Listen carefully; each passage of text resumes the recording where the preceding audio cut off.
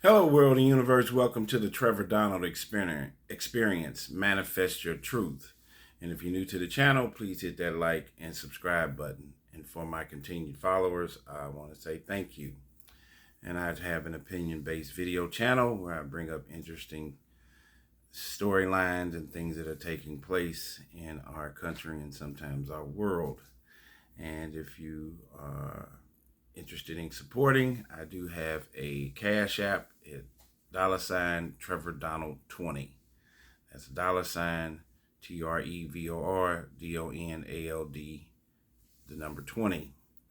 Any contributions, I would much appreciate it to keep the channel alive and going. And just when I did a video earlier today talking about the horrific incident that took place at a North County St. Louis school, Hazelwood East, where a young lady, when she got out of school, got into a fight with another young lady, and then the victim got her head banged up against a street ground filled with concrete and hard pavement, and subsequently she is in a coma right now, which was one of them. And there was a video about it, and it went viral, and it was just horrific. And just when you think nothing can be worse than that, the young lady didn't die. She's still in ICU. The 15-year-old girl that perpetrated the crime is being charged as an adult. And I just did a video on that. So if you want to go back and look at it, it's the story about Hazelwood East High School and two female teens that got into an altercation. And one is just about damn near on life support. But 4 days later, yesterday, police identified Jennings junior high school student killed in a stabbing after leaving school. So the girl in Hazelwood East gets beat up and put in the hospital at 2:30 in the afternoon, and this kid gets murdered at 3:05 p.m. leaving school.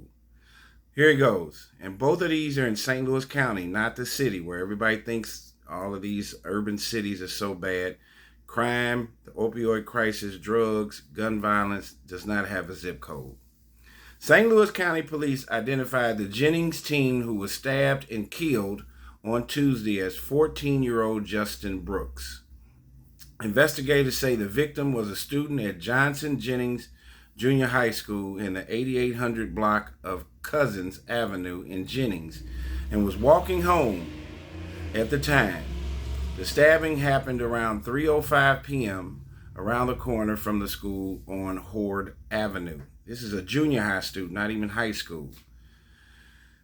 Carol Culver lives nearby and came outside when she heard the sirens and commotion. When the ambulance finally got there, they took him on a stretcher, which is Justin Brooks, but it looked like he was sitting up, she said. So I thought, he was going to be okay, she said. According to police, school reserve officers were the first to arrive and provide medical treatment to Brooks, but he died later of his injuries. Becca Moore lives on Horde and says she sees fights often as students are walking home from school. She said it's terrible. They seem desensitized to it at this point. It's an everyday thing, she said.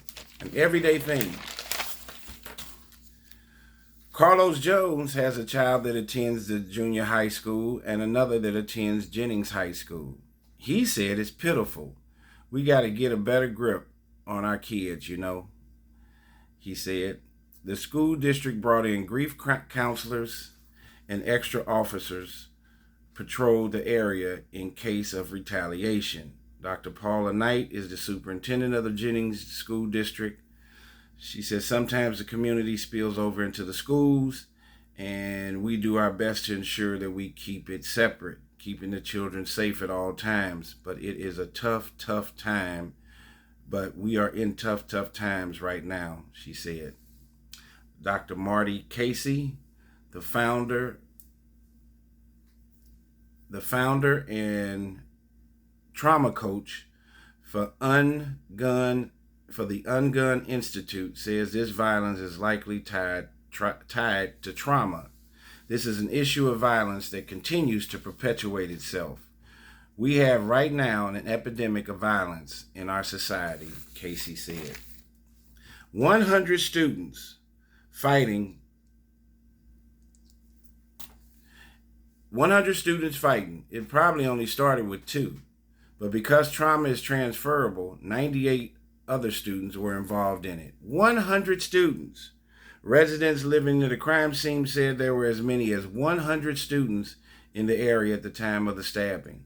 Despite the potential for many witnesses, police have not announced any arrests or charges.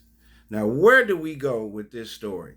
I just told you what happened last Friday to a young lady who got beat up by another young lady while all the students, 50 or 60 students out there filming it. Now she's in critical care at the hospital. Just when you think it couldn't get any worse, that was a 15-year-old high school student. No, we take it all the way down or take it up a notch. And now we have a male junior high student that's been stabbed and murdered. And there were 100 students out there filming and participating and watching this heinous, horrible crime being taken place against a child. These kids are not even getting an opportunity for life. These schools, whether they're in an inner urban city or even in some of these counties or suburbs, are being teetered like they're penitentiaries. And here again, I'm going to say it to ad nauseum that black fatherless homes in these urban cities since 1964 with the Welfare Act all the way up to now, crack epidemic in the 80s, all of this stuff has decimated the black community. The rap music has been horrific. It has not done one thing positive for our black community. You can't name one rapper that has a school, a bank, or even them collectively getting together. We have to stop worshiping these deities and these false idols such as entertainers and athletes, when very few of these black entertainers and athletes even remotely come back and put $1 back into the community they were raised in. When black people become rich, they become more white. That's just how the system works. That doesn't make them an Uncle Tom or a sellout, but there is very little of a revisionist system where African American successful people, especially in entertainment, sports, and rap, have come back and tried to help sustain their community. It's not only their fault, but we have this montage of looking in the mirror and looking at people that look like us and hating each other. We don't need the white system or the white community to be racist or to denigrate and do something to us. We're doing it to ourselves. Jim Crow has not had nowhere near the effect that this decimation of this young society today is doing to each other at an alarming rate. The gun violence, not going to school. Many schools in these urban cities, you take Detroit, they had a 70%, 2 years ago, a 70% absentee rate. Now they got it down to 40%. Chicago is the same. St. Louis is the same. Kids are not going to school, and then when they go to school, they're disruptive. They don't appreciate their administrators. They don't respect their teachers. They don't respect their parents at home. There's no uncles. There's no grandfathers. And these kids are raising themselves, and you keep hearing me talk about the children of the corn, and there's a purging that's taking place. We're going to lose an entire generation of people of color due to this crazy negative energy that's being portrayed and displayed. These kids are here to go to school. I'm telling you about a beating incident at Hazelwood High School last Friday at 2:30 in the afternoon. Then I'm telling you about a stabbing at 3:05 just yesterday. Doesn't that sound like the penitentiary? It seems like young people would be safer in the prison system than out here in the general public. Public safety has become a real issue. These kids don't want to learn. Nobody knows what a library is. This phone and this technology has become a demonic device where it has replaced us as parents. They can push any button to get anything they want, positive or negative. We have to restore the moral fabric and ethical fabric of our kids and our schools and make them a safe haven for learning. The murdering and the crime has to stop.